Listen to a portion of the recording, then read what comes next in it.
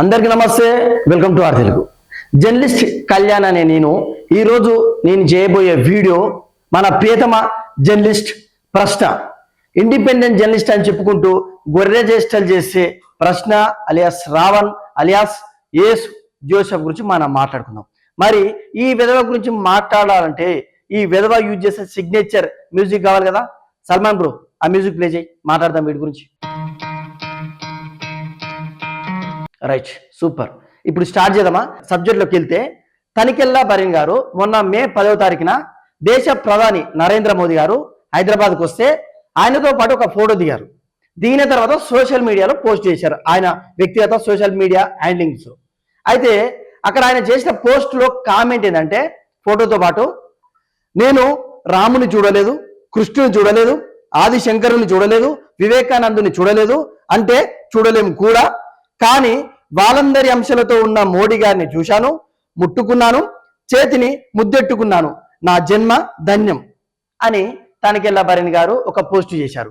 ఒక తన్మయత్వంతో దేశాన్ని సురక్షితంగా కాపాడుతున్న ప్రధాని, 140 కోట్ల మందిని పాలిస్తున్న ప్రధాని కలిసిన ఒక సంబరంతో ఆయన పోస్ట్ చేస్తే, ప్రశ్నగాడి కంటే ముందు కొంతమంది ఎట్లా దాన్ని వక్రీకరించారంటే, రాముని, కృష్ణుని, మోడీని సమానంగా పోలుస్తావా అని కొంతమంది క్వశ్చన్ చేశారు. వాళ్ళు ఎవరంటే హిందువులే, కానీ బీజేపీ వ్యతిరేకులు. ఏదో ఒక విధంగా మోదీ గారిని కించపరచాలి అనే భావనతో ఎల్లప్పుడూ ఉండే కొంతమంది విధవలు తనికెళ్ళ బరీన్ గారిని ఈ విధంగా వక్రీకరించారు. అయితే ఇక్కడ విషయం ఏంటంటే, తనికెళ్ళ బరీన్ గారు ఆ పోస్ట్ లో క్లియర్ గా మోదీ గారిని రాముడితోటి కృష్ణుడితోటి పోల్వలే.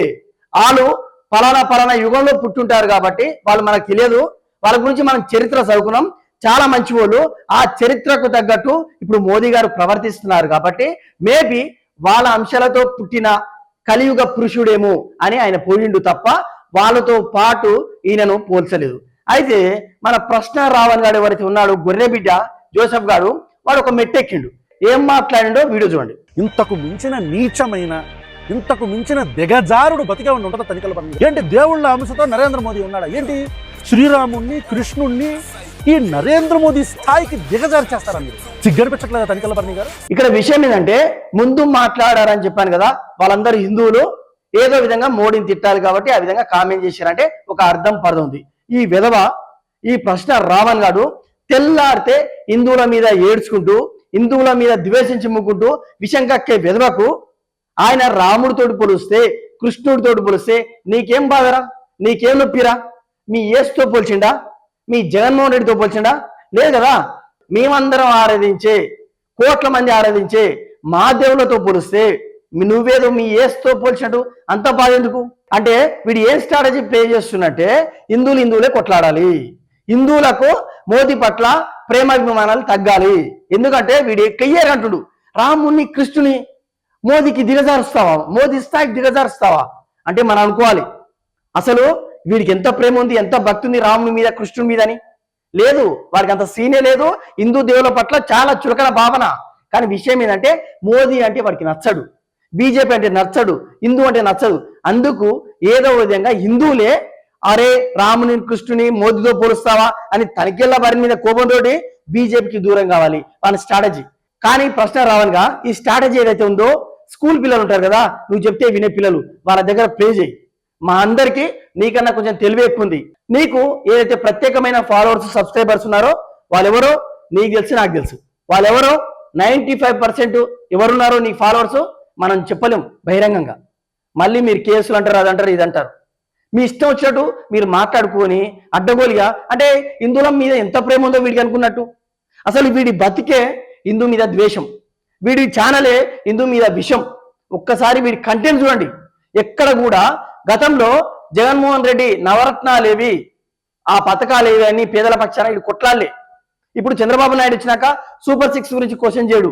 వీడి కంటెంట్ హిందూ, బీజేపీ, పవన్ కళ్యాణ్, మోడీ, కులాలు, అసలు వీనికి పేట అయిపోతాడు. మొన్న ఒక ఎగ్జాంపుల్, బండి సంజయ్ కొడుకు బండి భగీరథ ఒక ఫ్రాడ్ పనిచేసాడు. డెఫినెట్ గా మేము కూడా ఖండిస్తున్నాం. వీడు ఇది మాత్రమే ఖండిస్తాడు. అక్కడ ఆంధ్రలో ఒక పాస్టర్ గాడు మైనర్ బాలిక పైన అఘాయిత్యం చేస్తే స్టేట్ మొత్తం చక్కెర కొడుతుంది. వీడు ఏపీలో ఉన్న యూట్యూబరు దాని గురించి వీడియో చేయలే, తెలంగాణలో బండి సంజయ్ కొడుకు గురించి వీడియో చేసాడు. ఇక మీకు అర్థమవుతుందిగా వీడు బీజేపీ మీద ఎంత విషం చిమ్ముతున్నాడు, ఎంత విషం కక్కుతున్నాడు. వీడు వచ్చి ఈ రోజు ఏదో తనికెళ్ళ భరణి గారిని చెప్తున్నారు, పెద్ద స్టైల్ గా కళ్ళద్దాలు పెట్టుకొని. నువ్వేమైనా హీరో అనుకుంటున్నావరా? అసలు నువ్వు ఇండిపెండెంట్ జర్నలిస్ట్ కారా? నువ్వు పెట్టుకోవాల్సిన ట్యాగు పాస్టర్ అని పెట్టుకోరా. ఇండిపెండెంట్ జర్నలిస్ట్ అంటే ప్రజా సమస్యల గురించి కొట్లాడాలి. ఎక్కడైనా నీ వీడియోస్ లో ప్రజా సమస్యల గురించి ఉన్నాయా? లేవు. అసలు ఏమైనా కూడా DCM deputy CM Pawan Kalyan తిడతావేంద్రా? సీఎం అడగవా? ఎందుకంటే పవన్ కళ్యాణ్ సనాతన ధర్మానికి స్టాండ్ తీసుకుంది కదా. కొడుకులారా, మీకు మండుతుంది, బర్ణాలు రాసుకోండి, డైజెస్ట్ చేసుకోలేకపోతున్నారు కదా. మీరు ఈ రోజు వచ్చి రాముడు కృష్ణుడు అంటే చాలా గొప్పగా, మీరే కదా రాముడు లేడు కృష్ణుడు లేడు అవి కల్పితారని చెప్పిన విధవ ఈ రోజు తనికెళ్ళ బారిని కానీ క్వశ్చన్ చేసి హక్కు ఉందారా నీకు? కొడుకా, నా పేరు కళ్యాణ్, రాసి పెట్టుకో.